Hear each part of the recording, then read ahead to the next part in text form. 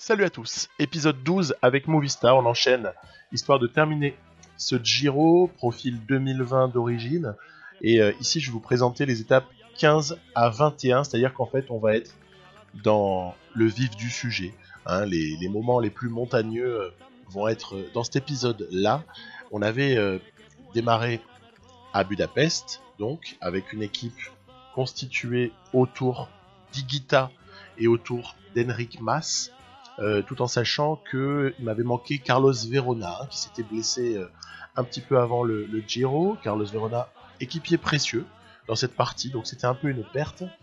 Cela dit, avec Rubio, avec Elosegui, on a de petits jeunes qui sont loin d'être ridicules. Jorgensen, il faut aussi le nommer, et vous avez permis comme ça, en la compagnie de Betancourt et de Bissegger, d'avoir évidemment Joao Almeida qui est un parfait lieutenant pour ce qui sont ces deux leaders dans ce début de Giro, puisque je me refuse à faire un choix pour une très simple raison au départ, c'est que j'avais décalé les pics volontairement.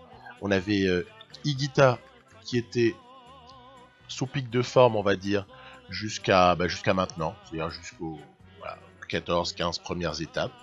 Et il était prévu au final que Enric Mas prenne le contrôle de ce Giro sur la toute fin, puisque lui par contre avait un pic décalé qui démarrait je crois à l'étape 4 ou 5, je ne sais plus. Ce qui fait que de ce fait, je pense toujours le conserver, ce pic, jusqu'au bout du Giro pour Mas. Donc le script, a priori, c'est celui-là. C'est évidemment, si on peut offrir une petite victoire d'étape par-ci par-là à nos équipiers, on ne se gêne pas, comme on l'a vu Elosegui à l'étape 9. Après, c'est surtout résister sur les profils plus réservés aux punchers, même si on peut aussi tenter des coups, comme on l'a vu à l'étape 10. On a réussi à créer un petit écart en compagnie de David Gaudu et de Richard Carapace, avec du coup forcément Higuita qui ramasse à la fin avec la bonif. Donc on est à ce stade-là à près de la minute, on est proche de la minute d'avance pour Higuita au général, tout en n'hypothéquant pas les chances d'Enric Mas, parce qu'au final il y a fort à parier, en tout cas c'était mon raisonnement de départ, on verra ce qu'il en advient, mais il y a fort à parier que ce soit Mas qui retire les marrons du feu à la fin. Et puis après, cette étape 14, elle est essentielle, parce que ce contre-la-montre, vous avez vu, finalement, les contre-la-montre sont décisifs. Bon, certes, il y a les bonifications sur les arrivées, mais sinon, les écarts se sont essentiellement faits sur les contre-la-montre. Et c'est comme ça que Higuita se retrouve avec sa jolie victoire sur le CLM de l'étape 14. Higuita se retrouve avec un tout petit peu plus de 2 minutes sur Simon Yates. Mas en embuscade, Emmanuel Bourgman n'est pas éliminé, par contre ça devient plus délicat pour Gaudu, Lopez, Uran, etc. On a bien sûr Robin Bardet, Genzo Nibali qui sont un petit peu plus loin.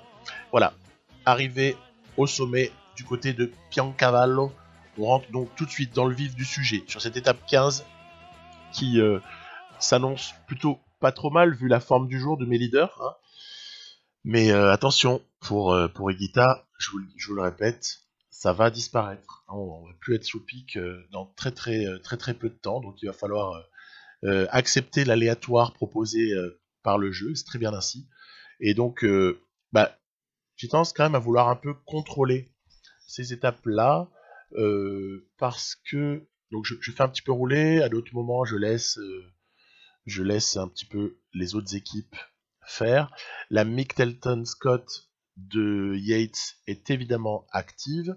On notera aussi la contribution assez fréquente de Ineos, qui est devenu maintenant Ineos Grenadier, mais pas dans ma partie. Il va falloir actualiser ce truc-là, ainsi que leur mettre le maillot.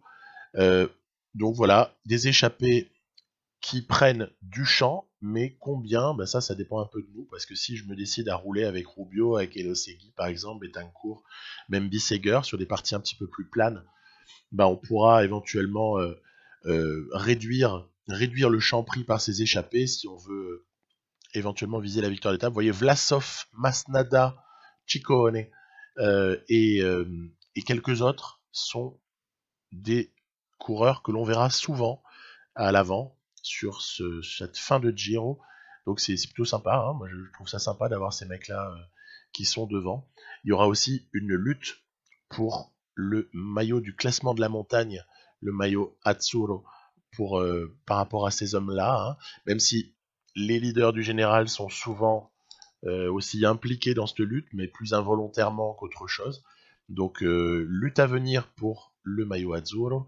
Le maillot du classement par points est actuellement en bisbille entre Higuita et Caleb Ewan, qui a marqué beaucoup de points lors des arrivées au sprint, puisqu'il y en a eu un certain nombre.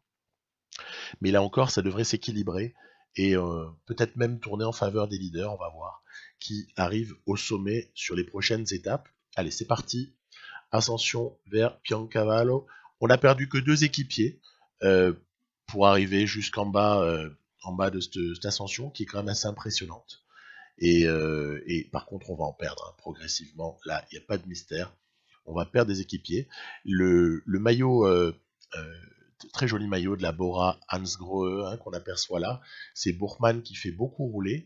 Après, il y a comme ça aussi des départs de Carapace. On a Godu qui est prêt à partir, on l'aperçoit. Bourgman qui est bien positionné parce qu'il avait fait travailler, mais maintenant il n'y a plus d'équipier, donc il va suivre l'attaque initiée ici par Carapace, encore une fois, suivi par Godu, Simon Yates, qui se détache légèrement. Bourgman, Nibali, Uran sont juste derrière. Lopez a préféré rester avec Higuita et Mas. Et bon choix, puisque nous on revient au train et je suis encore au stade où je ne fais pas de choix.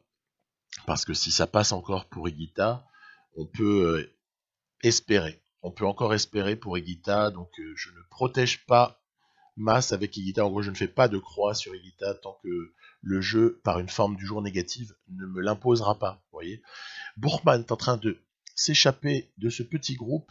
Là, on a vraiment les meilleurs qui sont devant. Yates n'aura pas su suivre Bourgman, en tout cas dans un premier temps. Godu est en train de buter également. Voilà, on va revenir à hauteur de Yates, c'est presque l'essentiel, même si Bourgman est quand même en embuscade au classement général, faut faire gaffe, mais il a l'air d'être plus fort ce jour-là. Bourgman est clairement plus fort, il a aussi été, l'IA a bien joué le coup, parce qu'elle a envoyé plusieurs attaques, et à l'arrivée, Bourgman a réussi à bien profiter de cette situation-là. On va pas sauver le podium de l'étape, d'ailleurs, puisque regardez, c'est Uran et Simon Yates qui vont venir compléter. Donc, bilan un peu négatif sur cette étape-là pour nous, puisqu'on perd quelques secondes. Ça va être 19 secondes perdues sur Bourgman avec la bonif, etc. Mas, du coup, sort provisoirement du podium. Rien n'est fait, on est encore à l'aube de sacrées étapes. Donc, il n'y a rien du tout de définitif. Cette étape 16 me plaît beaucoup. Elle me plaît d'autant plus que suivant l'équipe avec laquelle je joue. Et en l'occurrence, avec Movistar, elle nous est moins favorable que quand j'ai joué avec Lotto Soudal. Donc c'est ça qui est sympa de jouer le même parcours mais avec des équipes différentes. J'ai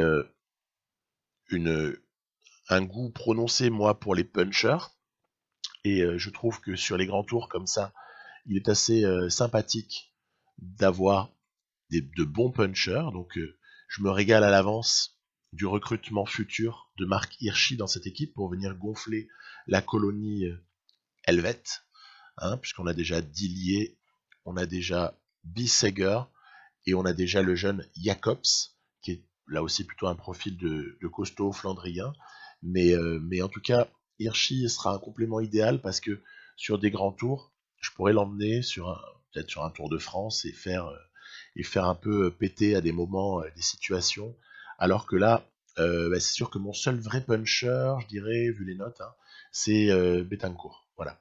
Betancourt est tout à fait axé puncher sur cette partie-là, et bon d'ailleurs c'est assez logique. Et puis, du coup, j'ai pas forcément les moyens de faire péter dans des étapes comme ça, vous allez voir, je vais le tenter quand même. Hein.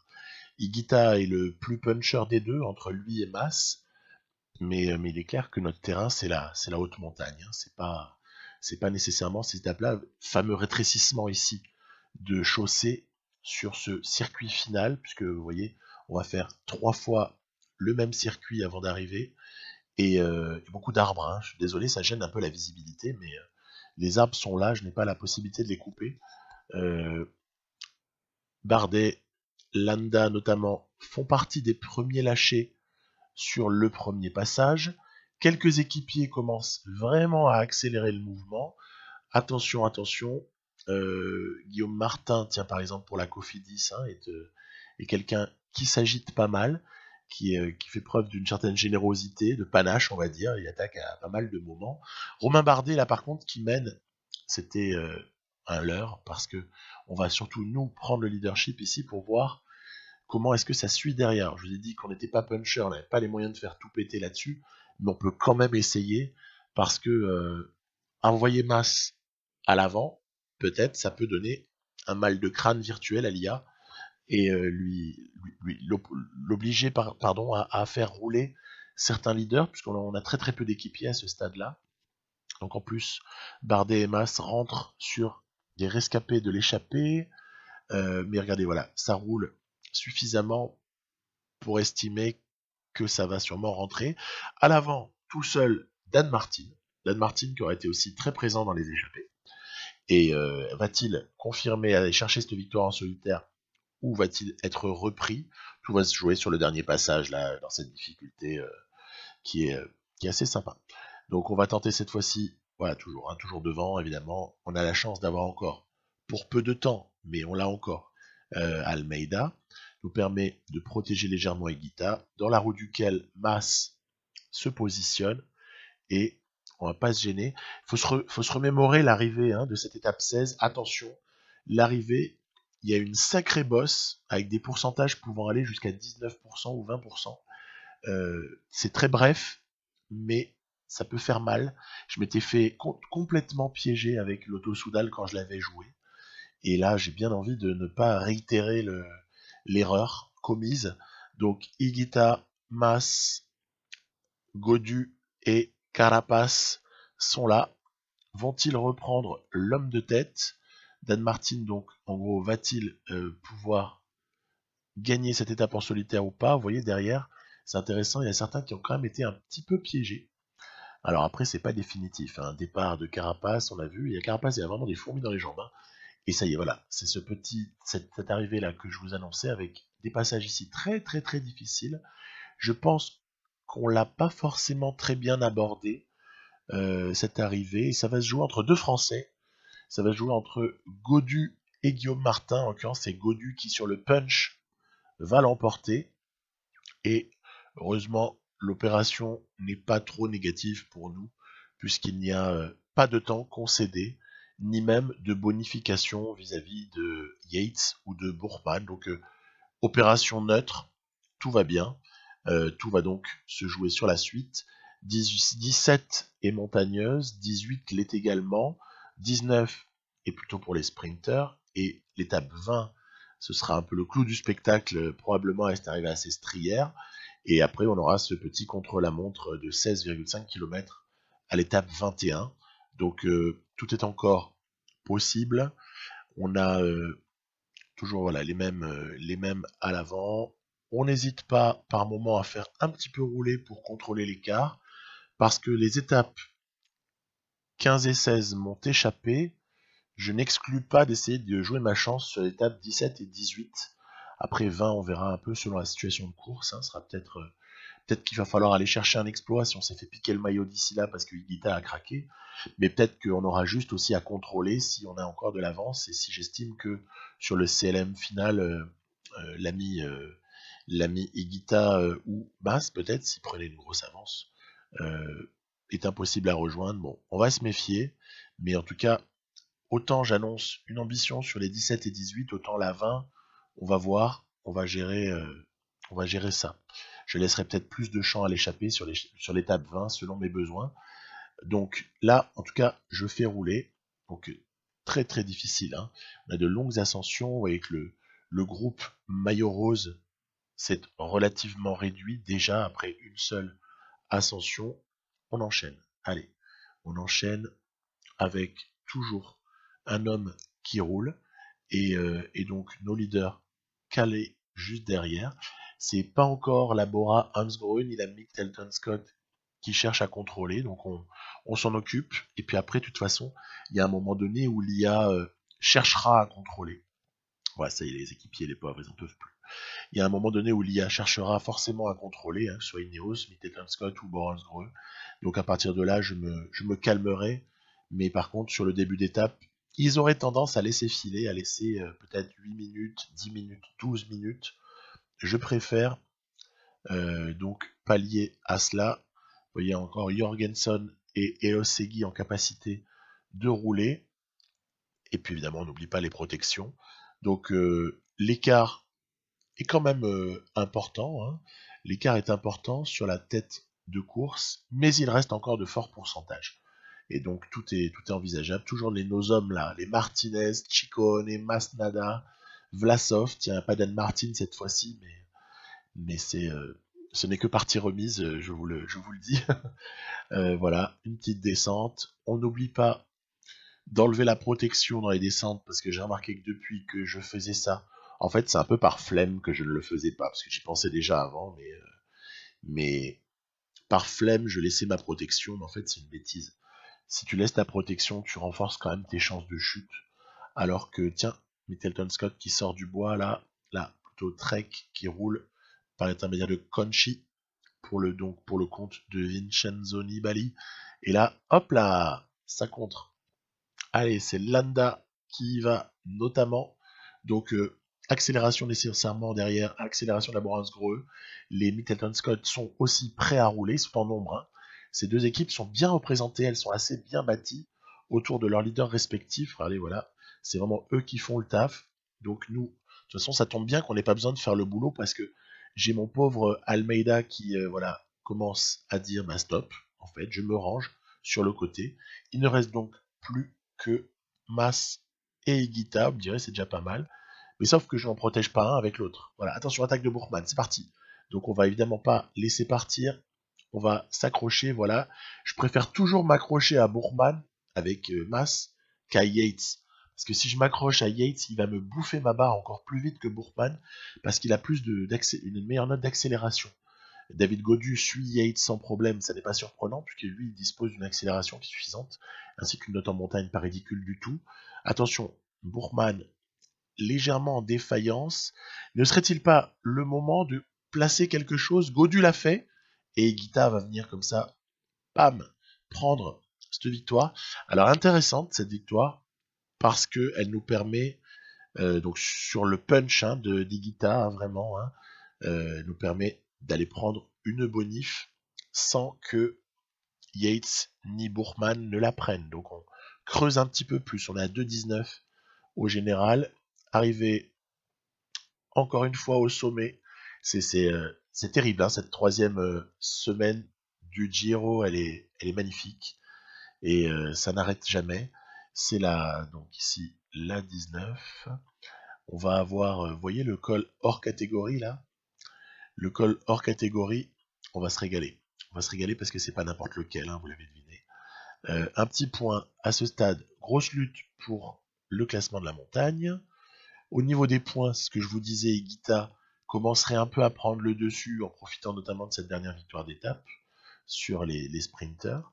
Le maillot, par contre, du meilleur jeune, ouais, a priori ça c'est ficelé, sauf craquage absolu. Et puis sinon, ben voilà, hein, on a un ogre. Hein. On a un ogre à gravir, hein, c'est le Stelvio. Hein. Donc là, je change de tactique. Plutôt qu'essayer de mener le groupe maillot rose et donc consommer mes équipiers de cette façon-là, je vais plutôt envoyer Rubio en protection future d'Almeida, surtout à l'avant. Après tout, Almeida peut-être peut gratter des points et viser le maillot de la montagne, sait-on jamais, je n'y crois pas beaucoup, mais il y a beaucoup de points à distribuer sur cette étape, ainsi que sur la 20. Donc voir un petit peu comment ça évolue. Non, mais surtout l'idée c'est de servir de relais à un moment donné, c'est de devancer en fait l'ascension par le peloton, puisque si Almeida devance l'ascension du Stelvio, bah, il se retrouvera largement en capacité de pouvoir aider Mas ou Higuita dans le final. Et puis surtout, un truc que j'ai pas encore dit, mais vous l'avez vu à gauche, en haut à gauche, quelle est la forme du jour d'Higuita? Bien sûr, c'est le fameux -1. Je vous avais dit, j'attends le moment où ça va être compliqué pour faire un choix. Et donc on peut évidemment pressentir que ce soir de cette étape-là, le maillot rose risque de changer d'épaule, hein, parce que avec -1, c'est mal barré. Mais d'un autre côté, on a toutes les cartes en main, puisque notre champion du monde en titre, Enric Mas, avec son joli maillot qu'il a retrouvé puisqu'il s'est fait piquer le classement de la montagne, ça me dérange pas, je lis le maillot arc-en-ciel me va très bien. Avec son +5, il peut éventuellement renverser Bourman et Yates. Donc il n'est pas dit qu'on soit pas tout de même en rose le soir de cette étape-là, de cette étape 19. Et donc à l'avant, c'est ce que je vous annonçais, une fois que Rubio a terminé son boulot, il s'écarte et Almeida va devoir se débrouiller tout seul. Rubio a été repris par le groupe Malha Rosa et devant, Almeida n'a pas une concurrence qui l'empêche de viser une éventuelle victoire d'étape. Hein. Almeida est tout à fait capable d'aller la chercher celle-là, hein. Sauf que quand même ça se rapproche. Et le fait que ça se rapproche, surtout que c'est instigé par des attaques, là on a vu Nibali et Bardet, mais il y en a eu d'autres qui ont pris comme ça des initiatives. Un Sivakov qui fait l'effort, Sivakov pour le compte de Carapace, bien sûr, mais surtout, allez voilà, moment de drame absolu sur ce Giro, c'est Higuita qui n'en peut plus. Higuita, c'est terminé. Higuita va non seulement se manger un gros écart sur la fin de cette ascension du Stelvio, mais en plus, on n'est même pas sûr que Mas maintenant puisse se débrouiller, si quand même on a le concours d'Almeida. Et donc, heureusement qu'on avait envoyé Almeida à l'avant. Alors Carapace, à la limite, qui s'agite un peu devant, ça ne me dérange pas, puisque les deux hommes à surveiller sont vraiment Yates et Bourman. Si on est dans la logique maintenant où Higuita s'est terminé, il faut absolument qu'Enric Mas reprenne un petit peu de temps, ou alors une bonification sur Yates et Bourman. Donc voilà, tout est à faire. Regardez-moi ces 5 hommes, quand même encore quelques-uns aussi avec, mais voilà. Ce qui est cool, c'est qu'on n'a pas perdu Joao Almeida, donc bonne affaire ici de ne pas l'avoir perdu. Il va pouvoir encore rendre bien des services. Et regardez l'écart. On passe, je crois qu'on a tourné vers les 2,30, hein. 2,30 au sommet du Stelvio. Donc ça sent mauvais. Allez, on ravitaille un peu tout le monde. Et puis surtout, on va s'occuper de voir si éventuellement Higuita ne pourrait pas rouler dans la descente. Il n'est pas tout seul, donc peut-être qu'il peut y avoir des relais qui peuvent être apportés. Et voilà, vous le voyez. Qu'est-ce qui se passe ici? Il se passe que ça roule plus du tout. Il se passe que ça s'arrête de rouler dans le groupe des leaders. Ils ont réussi à éliminer Higuita et ils s'arrêtent de rouler. Ça, c'est un fail. C'est un fail total. En même temps, il y a, pour ainsi dire, que des leaders. Bah, pas exactement. Il y a quand même Sivakov qui pourrait rouler pour Carapace. On va dire que les deux Ineos pourraient faire le boulot. Et ouais, mais non, ça va pas être le cas. Et du coup, sur la descente, Higuita va rentrer alors que normalement il avait déjà perdu le Giro sur la montée du Stelvio, sur la toute fin. Donc là, écoutez, on redistribue les cartes. Récupération maximale de barres dans cette descente du Stelvio, puisque apparemment personne ne l'a fait. Il faut attendre d'être en bas pour que Sam Omen, notamment, et donc d'autres perdus du général, hein, c'est des gens qui ont un écart tellement conséquent que là, ils attaquent pour la victoire d'étape, bien sûr. Se décident à partir, mais de toute façon, on sait que ça va accélérer. Accélérer sous l'impulsion de qui? C'est ça toujours qu'il faut regarder. Bah regardez, c'est simple, hein. Sivakov, toujours, boss pour Carapace. Les échappés n'auront pas résisté très longtemps. Il y en a encore un à reprendre. C'est Guillaume Martin, là-haut, qu'on aperçoit. Et toujours le boulot assuré par Sivakov. Cela dit, avec sa note en montagne, Sivakov, on comprend, il a 82 je crois, on comprend très bien qu'il fasse un boulot de monstre pour Richard Carapace, hein, c'est légitime. Hein. Là, on ne s'excite pas, même si les plus dangereux sont partis, hein, on voit un départ des Yates, Godu, Bourman, mais je ne perds pas espoir, et surtout j'essaie de garder dans ma roue Higuita. On passe au sommet avec Mas, et là c'est le moment peut-être d'essayer de contre-attaquer pour récupérer du temps, parce que Higuita a franchi le sommet avec plus rien du tout. Mas se constitue un petit matelas. Qu'est-ce que ça va donner au niveau de l'écart final? Je ne sais pas. Par contre, ce qui est clair, c'est que on a faiblement repris du temps à Yates, mais surtout Higuita n'a pas perdu tant de temps que cela. Il a perdu 39 secondes, plus la bonif de deuxième 45. Allez, il a perdu 45 secondes sur Yates, ça veut dire qu'il est encore largement leader. Mas s'est rapproché de Yates, et donc tout est encore jouable sur cette fin de Giro. Tout va donc se jouer sur les étapes 20 et 21. On l'a compris, parce que sur la 19, vous voyez les pics là, même celui de Mas est en train de se terminer. On peut constater qu'en fait, Higuita aura eu un pic de forme assez long. Donc vous savez, c'est toujours la fameuse fourchette 18 à 24 jours. Hein. Higuita aura eu un pic de forme assez long, là où Mas aura eu un pic de forme relativement court. Ça, c'est aléatoire, on ne le prévoit pas. Et donc, bon, étape 19, tranquillou, hein. On va pas s'exciter, c'est l'occasion quand même de tenter un peu la chance avec Bissegger, mais en se disant bien que notre chance, on l'a ratée précédemment, je crois que c'était à l'étape 7 ou à l'étape 8 qu'on avait raté le coup parce que c'était le seul moment où Bissegger avait réussi à accrocher une deuxième place derrière Groenewegen. Donc là, de nouveau, on n'est pas vraiment invité. Gaviria, Ewan, Groenewegen, mais en fait non. Tous ces gens-là vont être réglés par Ackermann devant Phil Bauhaus et le français Laporte. Voilà, donc un petit podium inédit sur ce Giro jusque-là. Mais zéro changement au général, on aborde le moment crucial. Le moment crucial, c'est cette fameuse étape 20, enchaînement de difficultés, col Daniel, ensuite Izoard, Montgenèvre, et arrivé au sommet à Sestrières. Donc là, on est servi quand on veut une belle étape pour terminer, ben là, on l'a. Et d'ailleurs, les formes du jour ne sont pas phénoménales. Après, elles ne sont pas négatives, c'est déjà ça. Et donc, ben, advienne que pourra. Mais quand vous voyez Mas en +1 et Higuita en +2, vous vous dites forcément, c'est quoi l'intérêt de sacrifier Mas à ce stade? Je suis désolé, Higuita doit rester... pardon, c'est quoi l'intérêt de sacrifier Higuita et de privilégier Mas à ce stade? Ben, aucun, puisqu'Higuita paraît avoir toutes les caractéristiques pour résister au moins aussi bien que Mas sur une telle étape. Donc, pas de question. Maintenant, on joue le coup à fond pour Higuita, aussi pour une très bonne raison, c'est qu'il est meilleur en contre-la-montre. Donc, a priori, c'est quand même lui qui a les meilleures chances pour tenir le coup à l'étape 21.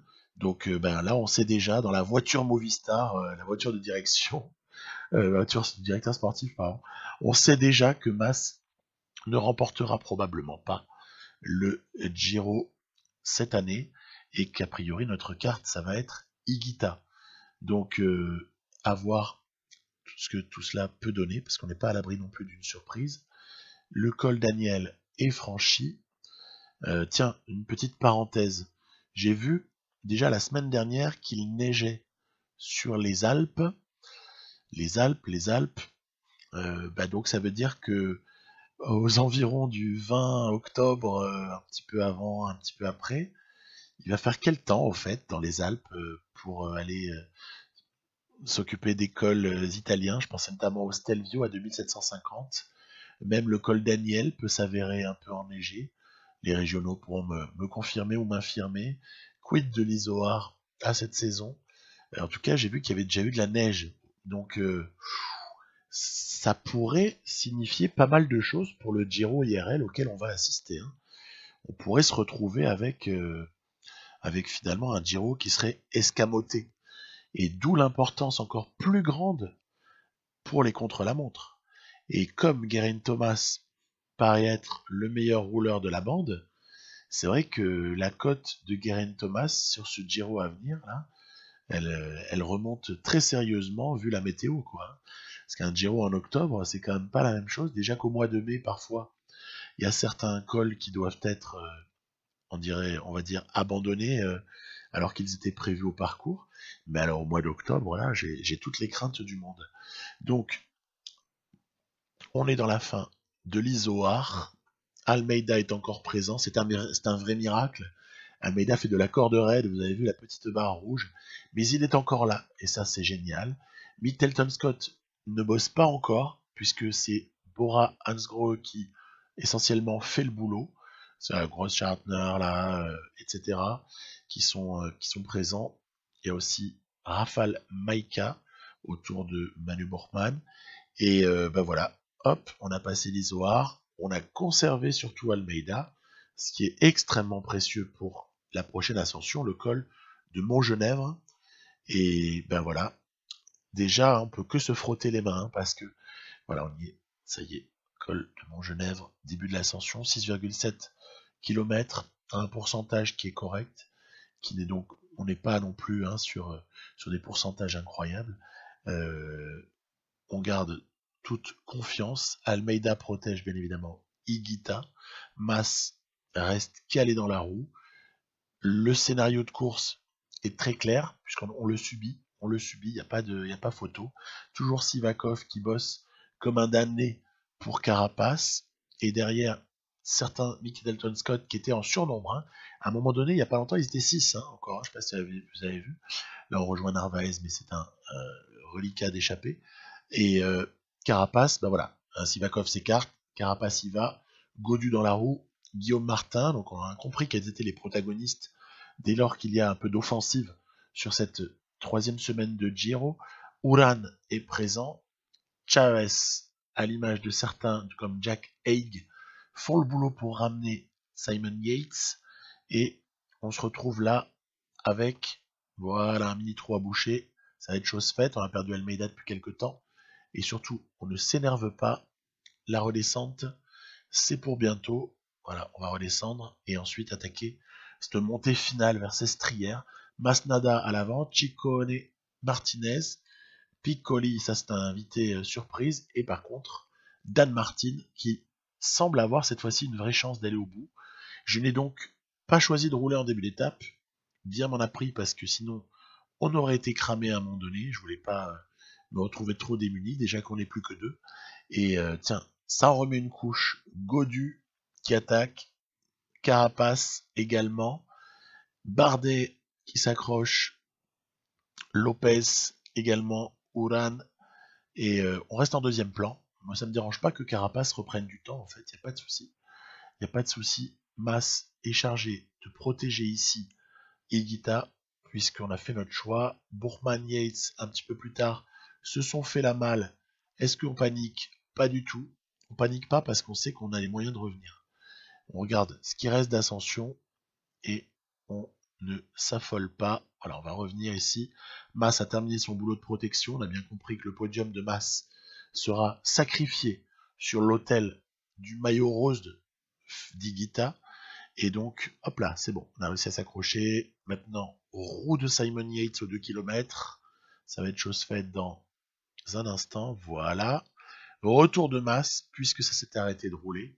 Normal, ils étaient quasiment tous en défaillance, sauf peut-être Carapace qui a eu encore l'énergie de continuer. Gaudu utilise ses derniers morceaux de barre d'énergie. Bourkman, Lopez, Yates, Uran. Et on a bien compris qu'on ne perdra pas beaucoup de temps ici. À Sestrières, Yates qui sprint, Gaudu également. Peut-être une légère perte de temps pour Higuita, mais ça va se compter sur une poignée de secondes, donc il n'y a pas de problème. Il n'y a pas de problème. Par contre, il y en a un qui perd, mais on ne peut pas gagner sur tous les tableaux. Hein. C'est Mas que j'ai obligé à protéger Higuita et qui du coup perd son podium, et je pense qu'il le perd pour de bon parce que 50 secondes, il ne en prendra jamais à Bourman sur 16 km de plat. Mas n'est pas le meilleur des rouleurs. À la limite, les contre-la-montre sur lesquels il peut le briller, c'est lorsqu'il y a du fort pourcentage, mais ça n'est absolument pas le cas, regardez, du profil de cette étape 21. C'est parti, hein, c'est parti. Almeida va faire une très bonne perf, puisqu'il a une très bonne forme du jour. Il va faire un chrono plus que satisfaisant. J'aime beaucoup ce coureur, il va falloir trouver un truc à lui offrir dès cette année, même si je crois qu'il a déjà aussi choper une ou deux étapes par-ci par-là, mais j'aimerais bien qu'on lui trouve un truc. Sinon, pour Enric Mas, il n'y aura pas de miracle. Il n'y aura pas de miracle pour Mas. Maintenant, ce qui nous intéresse, c'est la situation entre Higuita, Yates et Bourman. A priori, Higuita est d'un niveau similaire à Yates sur contre-la-montre, sur prologue, vu la classification du jeu, dès lors qu'on est en dessous des 20 km, c'est considéré comme un prologue. Higuita, duel à distance donc. Ouais, on va regarder les premiers intermédiaires, hein, c'est ça qui va être parlant. Hein.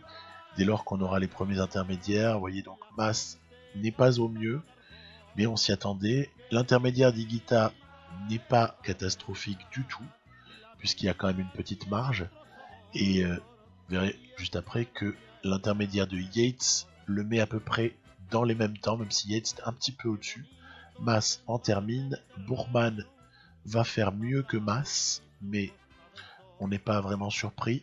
Surtout Yates ne fait pas une énorme performance, même s'il accroche un top 15, ou top 10, et Higuita vient limiter totalement la casse, vous voyez, 49 secondes par rapport à 46, 45, ben voilà, c'est dans la poche. C'est dans la poche pour 1 minute 37. Sergio Higuita prend ce Giro. Au terme, quand même, moi j'ai été quand même tendu, hein, parce qu'il y a eu du suspense. C'était pas évident, je trouve. Donc on est assez satisfait. On tirera des bilans un peu plus tard. Je vous retrouverai prochainement dans l'épisode 13 où on s'occupera de la suite de la saison. Tour de Suisse, on n'est pas invité sur le Dauphiné. Les championnats nationaux, et puis après on a évidemment un Tour de France qui s'annonce alléchant avec une composition. Ça va être autour de Solaire, bien évidemment, mais Higuita est aussi programmé. Hein. Higuita qui a d'ailleurs déjà commencé à préparer son Tour de France. Je pense qu'il sera au pic au bon moment, Higuita. Donc il n'y a pas de souci à avoir. On devrait pouvoir se régaler et dans un scénario totalement improbable, on pourrait même aller jusqu'à rêver à un doublé Giro Tour pour Higuita. Mais bon, on verra parce que c'est encore très loin tout ça. Je vous dis, je vous souhaite un très bon week-end à tous. À bientôt et vive le vélo.